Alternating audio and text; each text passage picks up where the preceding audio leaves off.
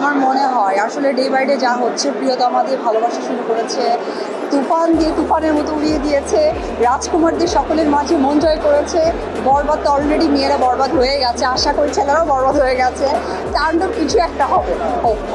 অবিশ্বাস তো 2008 সালেই বরবাদ হয়ে গেছে। শাকিব খান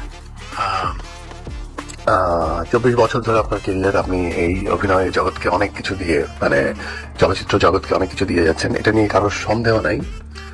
সেই জায়গা থেকে আমার জন্য শুভেচ্ছা রাখবেন, আমাকে স্বাগতম জানাবেন। সালমান খান বলেন, যত হিরো বলেন, তারাও কিন্তু একসময় অনেক সুন্দর ছিল, কিন্তু শাকিব খানের মতো কেউ না।